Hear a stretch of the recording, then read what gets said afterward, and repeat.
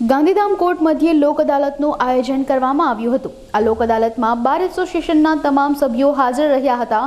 ન્યાયાધીશ દ્વારા કેસોનો નિકાલ કરવામાં આવ્યો હતો, જેમાં મુખ્યત્વે MACP લેબરના અકસ્માતના, દારૂ પીવાના, જુગાર ધારા તેમજ GP એક્ટ 135 દારૂ પીને વાહન ચલાવવાના જેવા ગુનાના આરોપીને દંડ કરવામાં આવ્યો હતો। ભવિષ્યમાં આવી ગુનાહિત પ્રવૃત્તિઓ ન થાય અને લોકોને ન્યાય મળી રહે તેવા ઉદ્દેશ્યથી લોક અદાલતનું આયોજન કરવામાં આવ્યું હતું।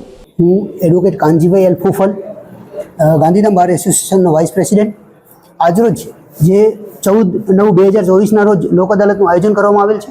આ લોક અદાલતનું આયોજન મુખ્યત્વે લોકોને ન્યાય મળી રહે, લોકોની જે તકલીફો છે, લોકોને જે કાયદામાં જે તકલીફો થાય છે, કેટલીક વાર કેટલા ગુનાઓ હોય છે જેમાં ગુનાઓ કબૂલ કરી અને પૂર્ણ કરવામાં આવે તે માટે નામદારશ્રીઓ જે આજના રોજ જે કેસો રાખેલ છે એ કેસોનું નિકાલ આજની તારીખમાં લોકો માટે અને લોકો દ્વારા લોકો માટે કરવામાં આવે છે અને આ કબૂલાતો થવાથી આજરોજ કેસનો નિકાલ થઈ જશે।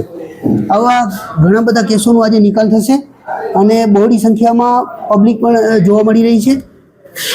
આ જે પ્રક્રિયા છે એ લોકોની જે તકલીફો છે એને નિવારવા માટે લોક અદાલતનું આયોજન કરવામાં આવે છે। જે લોક અદાલતનું આયોજન છે એના મુખ્ય ઉદ્દેશ્ય લોકોને મુખ્યત્વે કાયદામાં ન્યાય મળી રહે એ માટે લોક અદાલતનું આયોજન કરવામાં આવે છે।